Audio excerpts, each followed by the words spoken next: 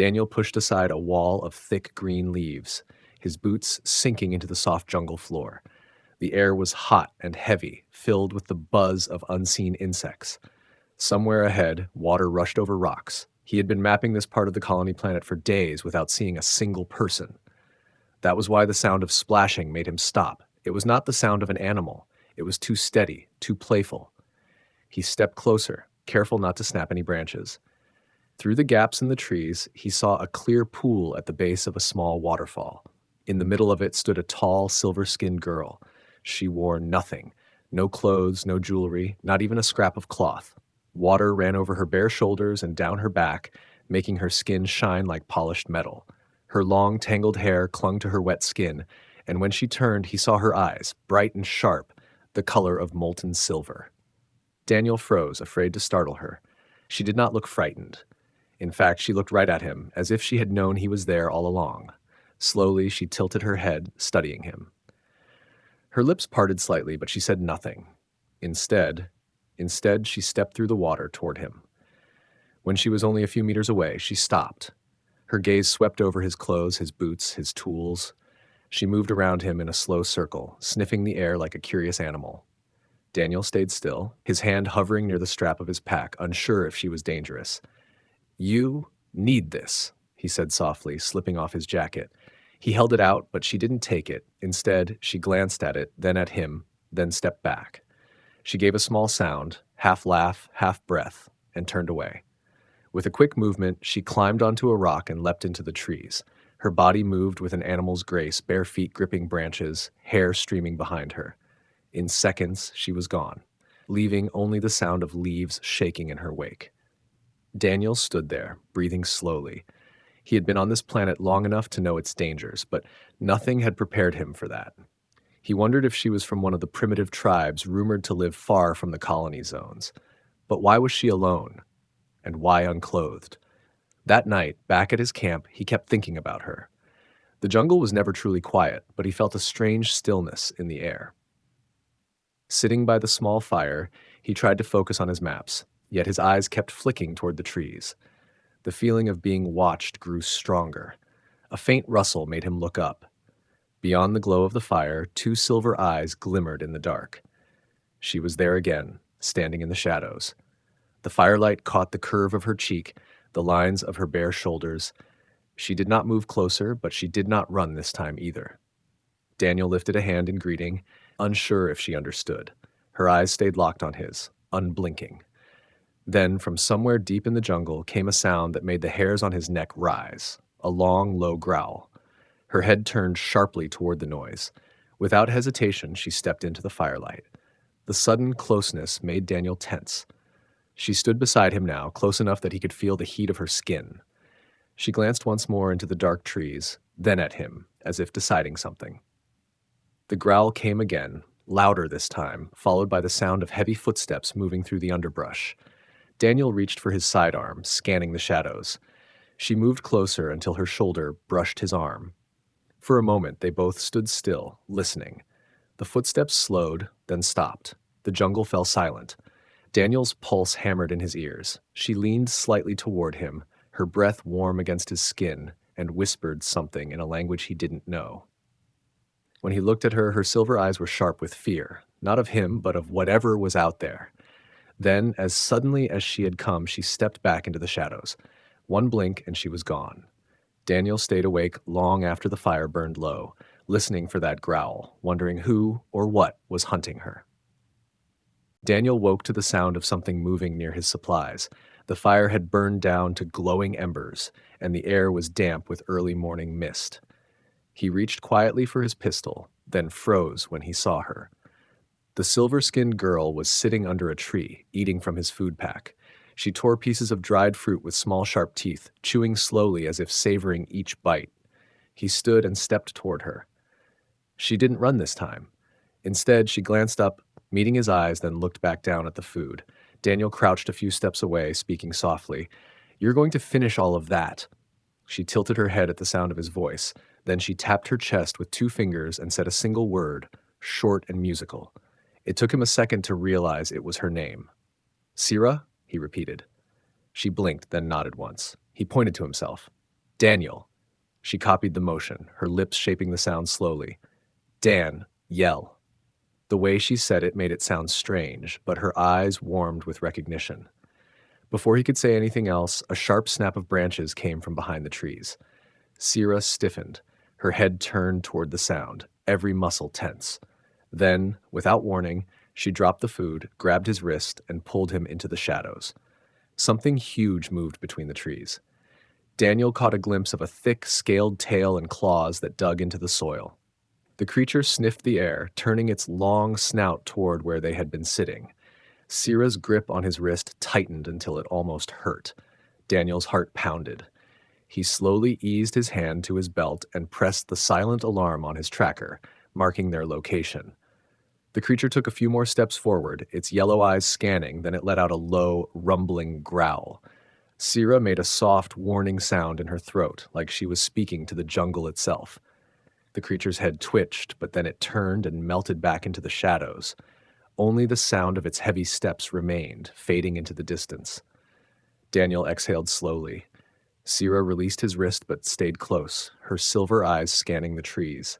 She touched the fresh scar on her arm, and for the first time he noticed she had many like it, thin, pale lines crisscrossing her skin. They returned to the camp, but she kept glancing over her shoulder as if expecting the creature to return. When Daniel offered her his jacket again, she hesitated, then slid her arms into it. The sleeves hung loosely over her hands, and she clutched the fabric around her as though it was a shield. A faint smile tugged at his lips. "Looks better on you." She didn't understand the words, but she seemed to sense the tone. Her eyes softened for a brief moment before a distant sound made her head snap up. It was not the growl from before. This was sharper, like the echo of a horn. Sierra's face drained of color. She shook her head, muttering quickly in her language, the words tumbling over each other. Daniel frowned. "What is it?" He pointed toward the sound, but she grabbed his hand and shook her head harder this time. The horn call came again, closer now. Daniel didn't recognize it, but Sierra's reaction was enough to know it meant trouble. She stepped close to him, her eyes wide, and whispered a single word in broken human speech. "Hunters." The meaning hit him instantly. Whoever they were looking for her, and if they found her, they might not leave him alive either. He scanned the camp quickly, already thinking of the fastest way to pack up. Sierra's breathing quickened, and she moved to the edge of the clearing, peering into the thick foliage. The horn sounded a third time, much nearer now. Daniel could hear faint voices in the distance, speaking a language he didn't know, but with a tone that carried command. Sierra stepped back toward him, her hands shaking, gripping the jacket tighter. Daniel slung his pack over his shoulder and gestured for her to follow. She didn't hesitate. Together, they moved away from the sound, deeper into the jungle. Every step was slow and silent, the ground soft under their feet. The calls and voices followed, weaving through the trees, iffy, sometimes far, sometimes close. At one point, a shadow passed over them, one of the hunters moving silently from branch to branch above. Sierra pressed herself against Daniel's back, her breath uneven.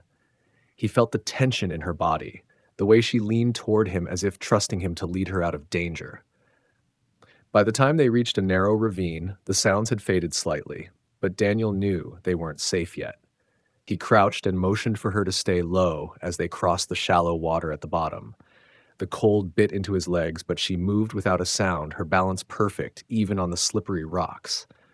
On the far side, they climbed up a steep bank, the thick trees swallowing them again. Daniel paused to catch his breath. Sierra didn't look tired, but her eyes kept flicking behind them. Only when the jungle fell silent again did she speak, her voice low and trembling. She repeated the words she had said earlier, "Hunters," then added a string of her own language, ending with a gesture across her throat. Daniel didn't need translation to understand. They were not just looking for her. They wanted her dead. Or worse. Daniel decided they couldn't stay in the jungle any longer. If the hunters kept tracking them, they would be caught eventually. The nearest human settlement was hours away, but it was their only chance. He motioned for Sierra to follow and began moving toward the west, where his small hover transport was hidden. The air was thick and hot, the smell of wet plants heavy in his nose. Sierra stayed close, her bare feet silent on the ground. She kept scanning the trees, her silver eyes sharp and restless. Every snap of a twig made her tense. Daniel didn't try to talk. He knew silence was safer. When they reached the hover transport, he quickly unlocked the hatch and helped her climb inside. She paused, looking around the cabin like she had stepped into another world. Her fingers touched the smooth walls, the buttons, the seat straps. Daniel started the engine, the soft hum breaking the jungle's silence. Sierra sat stiffly, clutching the jacket tighter around her. Her eyes flicked to the trees outside, as if expecting the hunters to appear any second. Daniel pushed the throttle, and the craft lifted slowly above the canopy. The jungle spread beneath them in endless green waves. But even from here, Daniel thought he saw movement, shapes slipping between the trees. By the time the settlement's metal rooftops came into view, the sun was high. Daniel landed near the market district, where the noise and crowds would make it harder for anyone to track them. He led Sierra out, guiding her through the busy streets. The settlement was alive with voices, machinery, and the smell of food. Traders shouted about their goods, children darted between stalls, and music from a street performer echoed off the walls. Sierra's steps slowed as she stared at everything. Her eyes locked on bright fabrics hanging from a shop, then on strange metal tools, then on small glittering objects in a jeweler's stall.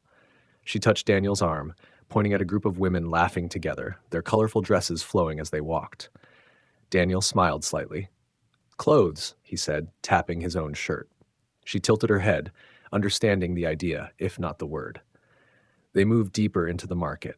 People stared openly at Sierra. Her silver skin, unusual eyes, and bare legs made her stand out.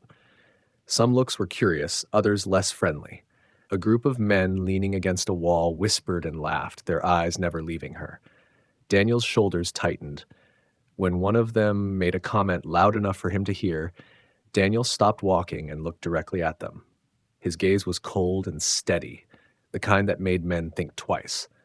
The laughter faded, and they turned away, muttering. Sierra had moved closer to him, her fingers lightly gripping his arm. They passed a shop window where a red dress hung on display. Sierra stopped and stared at it, her reflection in the glass mixing with the fabric's bright color. Daniel noticed how her expression softened, almost longing.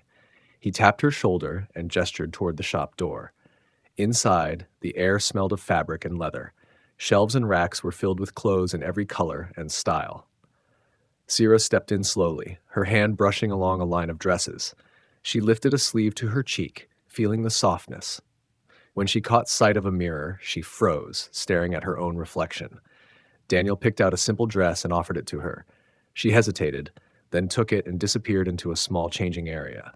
When she stepped out, the difference was striking. The dress fit loosely, but covered her, the deep blue fabric, making her silver skin seem to glow. She touched the skirt, turning slightly as if testing how it moved. A small smile crossed her face, quick but real. Daniel felt something shift in his chest. He nodded approval, and she looked away quickly, almost shy. She tried on more clothes, a coat that made her laugh, boots that she tapped on the floor, and a scarf she wrapped around her head before unwrapping it again. Each new thing seemed like a discovery, her curiosity shining brighter with each moment. But as she stepped toward another rack, Daniel noticed her pause. Her eyes had caught on something outside the shop window. Following her gaze, he saw a man standing across the street, watching them too closely. He wore plain clothes, but his posture was rigid, and his eyes were fixed on Sierra. Daniel's instincts told him the man wasn't just curious.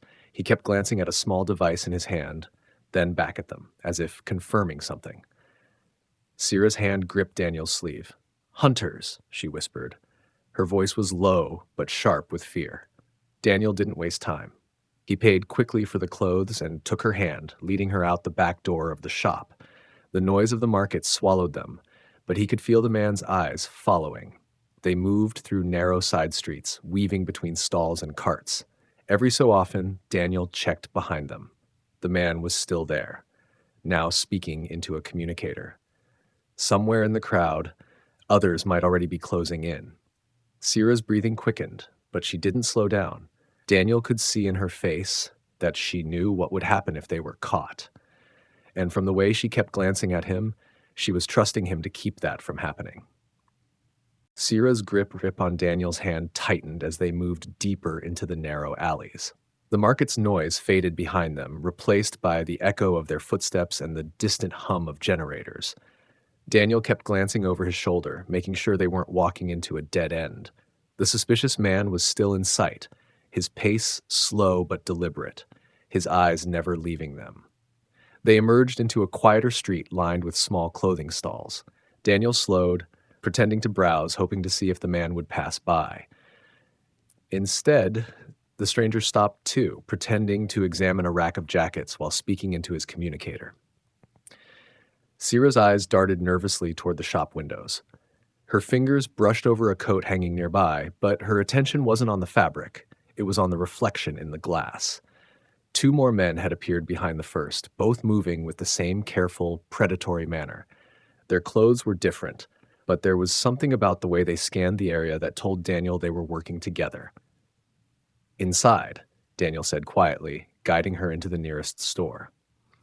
The shop was small, lit by warm yellow lights. Rows of dresses, coats, and scarves hung neatly, and a large mirror stood in the corner.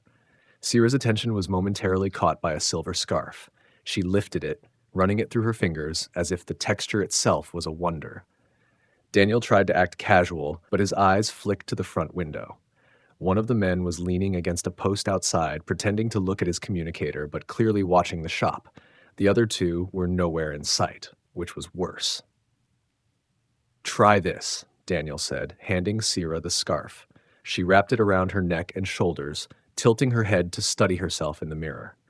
A small smile touched her lips, the same pure, unguarded expression she had worn when she first saw her reflection earlier. But the moment was cut short by a shadow moving past the window. The man outside straightened, speaking into his communicator again. Daniel's jaw tightened. He moved toward the counter, quickly paying for the scarf. "We have to go," he said low enough for only her to hear. She didn't argue, just adjusted the scarf and followed him toward the back of the shop. The rear door opened into a narrow service alley, the walls close enough that Daniel could touch both sides. It smelled faintly of metal and damp stone. He led Sierra quickly down the alley, his ears tuned to every sound. Footsteps echoed behind them, more than one pair. Sierra stopped suddenly, pulling him toward a recessed doorway. She pressed her back to the wall, breathing quietly. Daniel glanced around the corner and saw two of the men at the far end of the alley, scanning for movement. They were moving slower now, confident that their prey was close. Daniel's mind raced. Running would only make noise and draw more attention. He waited until the men were momentarily distracted by a noise from the market, then pulled Sierra toward a side passage that cut between buildings. They emerged into a loading area where delivery drones buzzed overhead, carrying crates to different shops. A low rumble of voices reached them. Daniel looked toward the source and saw all three hunters regrouping near the entrance to the alley they had just left. They were speaking in an alien language, their words fast and sharp. One of them made a gesture toward the west, and the others nodded. Sierra whispered something to Daniel, her tone urgent. He didn't understand all the words, but he caught one. Home. The way she said it was bitter, almost fearful. He knew she wasn't talking about a safe place. She meant the place they wanted to take her back to. Daniel scanned the area. The market was too crowded now, and the hunters would find them quickly if they tried to blend in. He spotted a side street leading toward the transport lot and decided it was their best chance. They moved fast, keeping to the shadows. Sierra stayed just behind him, her scarf trailing slightly in the wind. At one point, she glanced back, and Daniel saw her eyes widen. The hunters had split up again, and one was following directly. The sound of hurried footsteps grew louder. Daniel grabbed Sierra's hand and pulled her into the transport lot. Rows of small hovercrafts and cargo haulers sat parked in neat lines. His own transport was near the far end, and getting to it meant crossing open ground. "Stay low," he said, and they moved quickly between vehicles. A shout rang out behind them. The hunter had spotted them. The other two joined in, their voices echoing through the lot. Daniel reached his transport and shoved the hatch open. Sierra climbed in first, her movements quick and graceful. Daniel followed, slamming the hatch closed, just as the first hunter rounded the corner. The engine hummed to life, and Daniel lifted off the ground. The hunters moved into the open, one raising a weapon, but the craft was already climbing. A flash of light streaked past the window as a shot missed them by inches. Sierra clutched the edge of her seat, her breathing fast. Daniel pushed the throttle harder, angling the craft away from the settlement. Through the rear display, he could see the hunters shrinking in the distance, but their movements told him this wasn't over. Sierra leaned toward him, her voice low but certain. "They follow. Always." The hover transport cut through the air, leaving the settlement far behind. Daniel kept his eyes on the horizon, scanning for any sign of pursuit. The sky above was pale blue, the sun beginning to sink, casting long shadows over the jungle below. Sierra sat in the passenger seat, the scarf still wrapped around her neck, her silver eyes fixed on the view outside. She hadn't spoken since they left, but her grip on the armrest showed she was still tense. A faint beep from the control panel drew Daniel's attention. The tracker showed a small blip following them at a distance. His jaw tightened. "They're behind us," he muttered. Sierra looked at him sharply, understanding his tone even if she didn't catch every word. She turned to check the rear display, her expression darkening when she saw the pursuing craft. Daniel adjusted the controls, taking the transport lower toward the jungle canopy. The thick green branches whipped past, so close they almost scraped the hull. Flying low made them harder to track, but it was risky. One wrong move and they could crash. Minutes stretched into long, tense silence.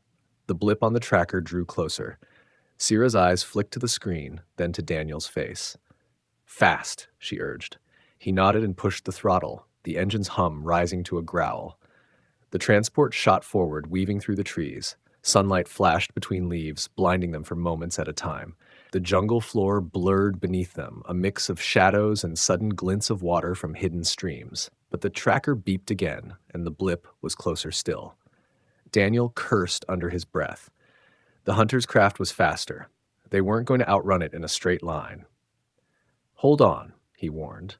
He pulled the transport into a sharp turn, angling toward a narrow canyon he remembered from earlier surveys. The stone walls rose high and close, and the winding path could hide them from sensors, if they didn't crash first. Sierra clung to the seat, her body leaning with the turns. Her hair whipped around her face, but she didn't make a sound. Behind them, the hunters followed, their craft roaring into the canyon after them.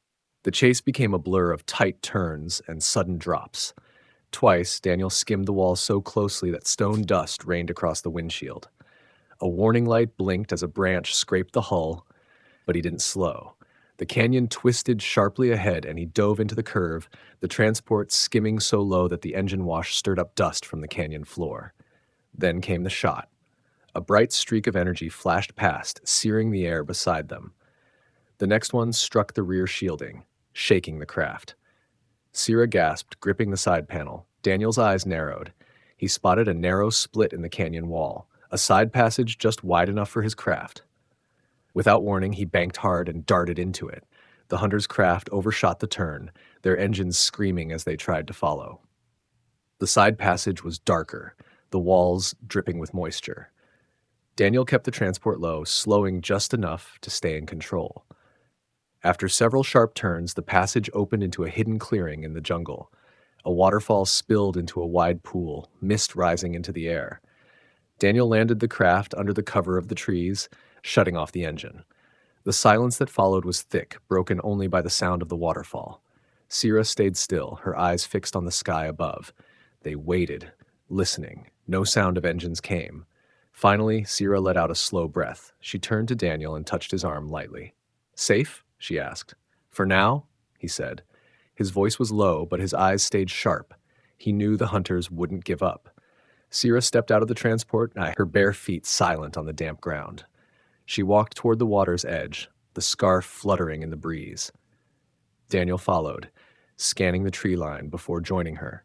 She crouched to touch the water, letting it run over her fingers. For a brief moment, she seemed at peace, her reflection rippling in the pool. But the moment didn't last. A faint sound carried through the jungle, the distant call of a horn. Sierra's head snapped up, her eyes wide with recognition. She turned to Daniel, shaking her head. "No stop. They come." Daniel felt the same tight knot in his chest. The hunters had already picked up their trail again. The jungle might hide them for a while, but sooner or later they would have to make a stand. He looked at the waterfall, and then at the narrow rocky path beside it. If they moved quickly, they could follow the stream deeper into the wilderness, beyond any mapped territory. It would be dangerous, but it was the only way to stay ahead. He met Sira's gaze. "We keep moving." She nodded without hesitation, stepping closer as if ready for whatever came next. Somewhere behind them, the sound of pursuit was growing again, carried on the wind. Daniel led Sira along the narrow path beside the waterfall, the sound of rushing water masking their footsteps. Mist clung to their skin, cooling the heat of the jungle air. The rocks were slick, and more than once he steadied her by the arm. She didn't resist his touch. In fact, she seemed to move closer each time, trusting his grip. The path wound upward, away from the pool and deeper into the forest. The trees here were older, their roots twisting over the ground like snakes. Shafts of sunlight broke through the thick canopy, lighting patches of moss and wildflowers. Despite the beauty, Daniel kept scanning their surroundings. The hunter's horn had been faint, but it had carried far. They were still coming. Sira moved with a quiet grace, her bare feet finding the safest spots on the uneven ground. She looked ahead, then back at Daniel, and pointed toward a ridge in the distance. Her voice was soft but urgent. "High place. See far." Daniel understood.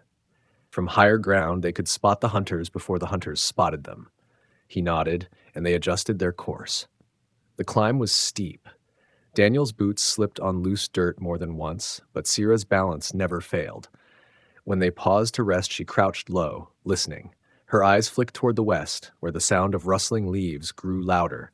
Daniel listened too and caught faint, rhythmic thuds, footsteps. He motioned for silence and led her off the main path, through a dense cluster of vines and into a small clearing hidden between thick trees. Here, the air was cooler, the ground carpeted with ferns. Sira crouched beside him, her breathing steady despite the climb. Through the leaves, they saw movement. 3 figures, dark shapes slipping between the trees. The hunters were closer than he thought. Their armor glinted faintly when the sun broke through the canopy. One carried a long weapon, the others had blades strapped across their backs. They moved in a tight formation, scanning both the ground and the trees above. Daniel's hand drifted to his sidearm. He could take a shot, but the sound would give away their position. Sira placed her hand lightly on his wrist and shook her head. Her expression said everything. If he fired, they would both be trapped. The hunters stopped near the waterfall pool below, speaking in their own language. One pointed toward the ridge, another gestured back toward the settlement. It seemed they were splitting up. Daniel waited until they moved on before standing. Sira touched his arm, pointing again toward the ridge. The urgency in her eyes told him she believed it was still their best chance. They climbed for another half hour, the jungle thinning as they rose. From the top, the view opened wide, rolling green hills, the silver line of the river, and far in the distance, a faint glint that might have been the hunter's craft. Daniel scanned the horizon with his scope. 2 small figures were moving along the far slope, too far to be a threat yet, but coming steadily closer. Sira crouched beside him, her silver eyes narrowing. She pointed to a shaded valley below, hidden by layers of jungle. "Safe there," she whispered. Daniel studied it. If they could reach it, the thick canopy would cover them from above, and the river running through it would erase their scent trail. They began the descent, moving quickly but carefully. The ground here was treacherous, covered with loose stones. Halfway down, the sharp crack of a branch broke the air. Daniel spun around, weapon ready. One of the hunters stood just above them on the slope, weapon raised. Sira reacted first. She grabbed Daniel's arm and pulled him sharply to the side. The hunter's shot blasted into the dirt where Daniel had been standing. Without thinking, Daniel fired back, the report echoing through the hills. The hunter stumbled but kept coming. Daniel and Sira ran, sliding down the slope toward the cover of the jungle. Another shot rang out, narrowly missing them. They crashed through the undergrowth, branches whipping against their skin. Daniel could hear the hunter shouting into a communicator, calling the others. They reached the valley floor, the river glittering just ahead. Daniel led Sira into the water, wading through the cold current until they were waist deep. The flow was strong, pulling at their legs, but it would hide their tracks. They moved downstream, letting the water carry them part of the way. When they finally stepped onto the far bank, the jungle closed around them like a wall. The noise of pursuit was gone, replaced by the steady murmur of the river. Sira stood beside him, soaked to the skin, her scarf clinging to her neck. She met his gaze, her breath slow but steady. "They not stop," she said quietly. Daniel nodded. He knew she was right. The hunters were relentless. But for now, in the shadow of the deep jungle, they had a small window of safety, and he intended to use it. They followed the river deeper into the jungle, the canopy above growing so thick that the sunlight turned to a dim green glow. The air was heavy with the smell of wet leaves and earth. Daniel moved ahead, clearing vines from the path, while Sira stayed close, her eyes scanning every shadow. Neither of them spoke. The quiet was safer. Hours passed before they found a place to rest. A hollow beneath the roots of a massive tree. The ground inside was dry, shielded from view. Daniel checked the perimeter while Sira crouched near the entrance, her knees drawn to her chest. When he returned, he offered her a ration bar from his pack. She took it with a small nod, biting off pieces slowly as if savoring each one. He sat beside her, the silence between them comfortable now. But when he glanced at her face, he saw a shadow in her expression. "What is it?" he asked. She hesitated, then touched her scarf and whispered, "Home. Bad." The word carried a weight of fear and anger. She tapped her chest, then mimed chains around her wrists. Daniel understood. The hunters were not simply trackers. They were part of her own people, enforcing a law she didn't choose. She had been running long before he met her. The low cry of a distant bird broke the moment. Sira's head turned sharply. Daniel heard it too. Not a bird, but the soft hum of an engine far away. They were still being followed. He motioned for her to stay quiet, and together they slipped from the hollow, moving along the riverbank. The jungle thickened again, but ahead, Daniel spotted a rise in the ground. They climbed it slowly, and from the top he saw smoke curling from a small human outpost, half hidden by the trees. The buildings were weathered, the metal walls streaked with rust, but it was shelter. They approached cautiously. A man in a worn jacket stepped out to meet them, and his rifle slung over one shoulder. His eyes narrowed at Sira, but softened when Daniel explained they needed food, water, and a place to hide for a night. The man nodded and led them inside. The outpost was little more than a cluster of metal huts, powered by an old generator. The air smelled faintly of oil and cooked grain. Sira kept close to Daniel, her gaze wary but curious. She touched the edge of a table, then the smooth glass of a window, as if testing their reality. They were given a small room with 2 narrow bunks. Daniel set down his pack and locked the door. Sira sat on one bunk, her scarf loose now, her hair falling over her shoulders. For the first time since he met her, she looked tired, the strain of constant running finally catching up to her. But rest was short-lived. Just as Daniel was checking the window, the sound of engines roared closer. Sira's eyes went wide, and she stood instantly. Outside, voices shouted, hard, sharp tones in the same language the hunters spoke. Daniel grabbed his pack and motioned for her to follow. They slipped out through the back of the hut into the narrow alleys between the buildings. The noise of the hunters was closing in. One of them passed nearby, his armor glinting in the weak light. Daniel pressed Sira against the wall, his hand over her mouth to keep her quiet. He felt her heart racing through the touch. When the hunter moved on, they ran. The edge of the outpost was close now, but a shout erupted behind them. A hunter had seen them. He raised his weapon, and the shot slammed into the wall beside Daniel's head. Sira grabbed his arm, pulling him toward the tree line. They crashed into the jungle, the sound of pursuit right behind.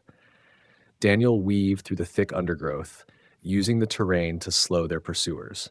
Sira moved like she belonged here, dodging roots and branches with ease. But the hunters were relentless, their voices carrying through the trees. Ahead, the ground dropped sharply into a ravine. Daniel slid down the slope, helping Sira follow. At the bottom, a narrow cave opening yawned in the rock face.